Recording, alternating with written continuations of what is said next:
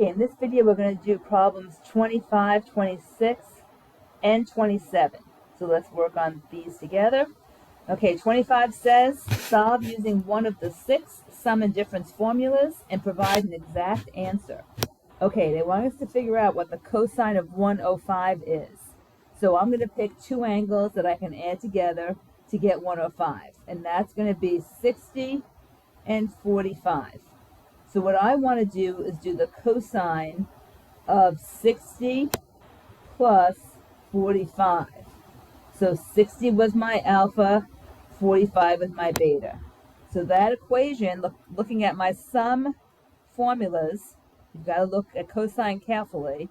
So it's going to be cosine of alpha, which is 60, times cosine of beta, which is 45, and then it's going to be minus the sine of alpha, which is 60, the sine of beta, which is 45.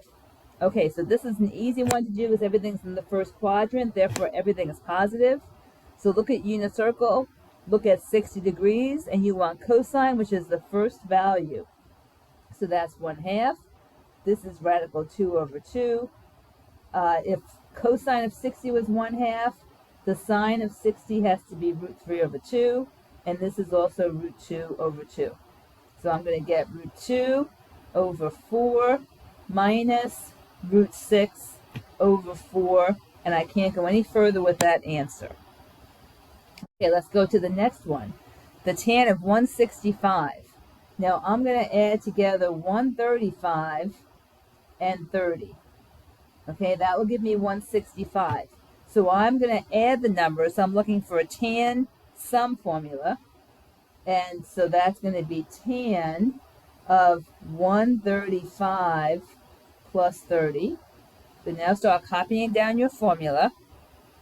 So it's going to be the tan of 135 plus the tan of 30 over 1 minus the tan of 135 times the tan of 30.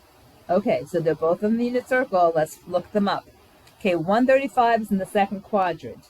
That value is going to be negative for tan, so I write down a negative right away. Okay, so then it is one of the 45-degree angles, so that means the value is going to be root 2 over 2 divided by root 2 over 2, which is equivalent to 1. So tan of 135 is negative 1, plus the tan of 30. Okay, look at tan of 30, and I'm seeing that it's going to be sine over cosine. That is 1 over root 3. So this will be 1 over root 3, and I will rationalize this, and I will say that it's root 3 over 3. So we're going to add 3 over 3.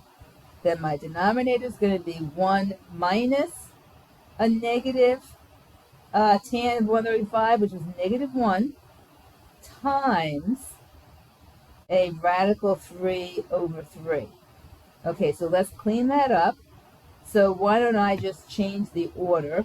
So this is radical 3 over 3 minus 1. I always think that looks nicer. And then this is, oops, so sorry.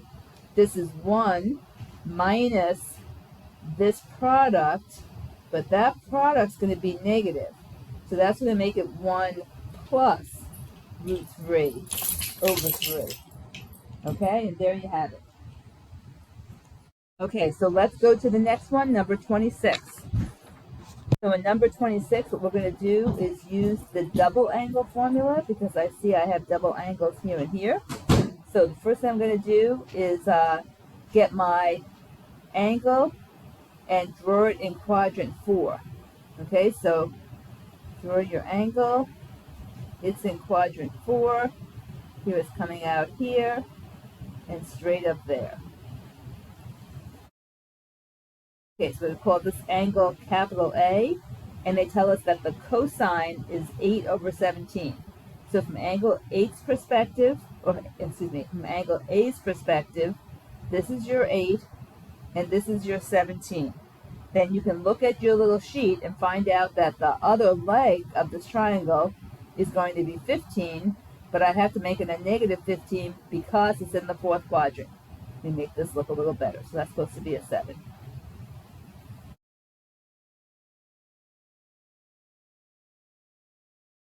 Okay, so now we have our triangle drawn. So you need to find two things, the tan of 2a and the cosine of 2a. So let's do the tan of 2a first. So the tan of 2a, looking at my formula sheet, that's going to equal 2 times the tan of a over 1 minus the tan of a squared. Okay, so that's going to be 2 times the tan of a. From a's perspective, tan is opposite over adjacent.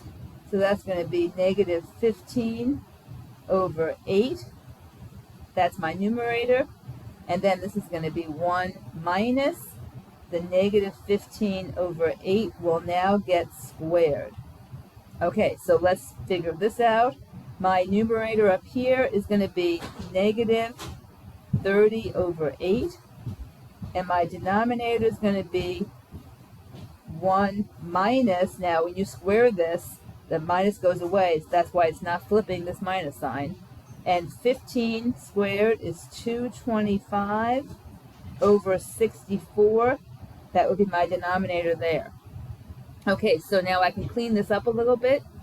So to clean it up, I'm going to say, okay, this equals, I'm going to leave this b for the time being, although I may end up eventually multiplying it. In fact, maybe we'll do it right now. We'll set it up like this.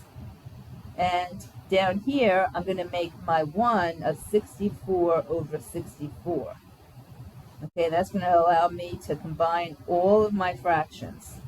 So the top is going to be multiplied, right? So 8 times a negative 30 is a negative 240 over 64. And then I'm going to subtract the bottom. So 64, let's see, 64 minus 225 gives me a negative 161 over 64. Since both of these are negative, it's going to end up being positive, and if you do this enough times, you realize that to simplify this expression, I'm going to put the numerator of the numerator over the numerator of the denominator, and I have removed the negative signs because the two negatives made a positive. Okay, so that's your answer for tan 2a. Now I need to make this a little smaller so I can do the next problem. So let me do that really quickly and bring that. I guess I'm just going to bring it away. Okay, let's do the next problem. So the next problem is going to be cosine of 2a. And with cosine, I have lots of different options. So I'm looking at my options. There are 3 of them. I tend to like just doing cosine squared a minus sine squared a, but you'll get the same exact answer regardless of which form of cosine 2a you're using. Okay, so the cosine of a is going to be 8 over 17. I'm going to square that expression, or that fraction I should say, and the sine of a is negative 15 over 17. And so I'm going to square that as well. So that's going to equal 64, and 17 squared gives me 289. And then that's minus, and 15 squared is 225 over 289. So 64 minus 225 gives me a negative 161 over 289, and we are done. So we've done both of these problems, both dealing with double angles. Focus on double angles happens in question number 27. So in question number 27, we're going to work backwards. So if this says a sine next to a cosine with a 2 in front, that's my tip-off that it's equivalent to sine of 2 times the A angle. These are the A angles. So take your 67.5 and double it to reveal a unit circle angle of 135. We're looking for the sine of that. It's in the second quadrant, and in the second quadrant we know sine is positive because sine is the y-axis, and 135 is root 2 over 2 is the value. So there we have it. Okay, looking at the next one, I see I have cosine squared minus sine squared, and that is going to be cosine 2a. So this equals cosine 2a. Each of these angles is my a. So that's going to be cosine 2 times the 165, and 2 times 165 gives us 330, which is also another unit circle, 330, back out of that, cosine of 330, that's a unit circle value. Go ahead and look at your unit circle, and I know in that fourth quadrant, which is where 330 is, cosine is positive, so I'm going to put down a positive value right away. Matching up the denominators, I have a reference angle of pi over 6, and cosine's the first value. That's going to give me root 3 over 2, and we are done with that one. Okay, moving on to tan, question C. Since it's tan, clearly that's going to be the double angle for tan. So this is going to be tan of 2 times the 75 that I was given. So 2 times 75 is going to be 150. And so this is the tan of 150, also a unit circle angle. And 150 is in the second quadrant. Tan is negative there. Match up your denominator. It's 6. My reference angle is pi over 6. Tan is sine over cosine. So that's going to end up being 1 over root 3, which I will then rationalize and get negative, don't lose the negative, root 3 over 3. Okay, last one. This is one of the variations of the cosine double angle. So in a former life, this was cosine 2a, and the a is 105.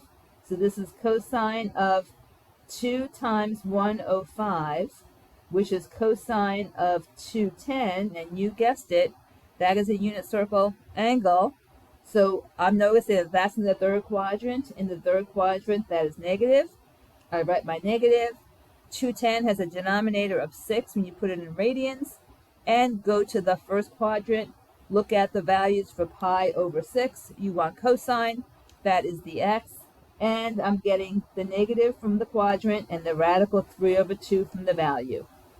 And there we have it. So that completes this video.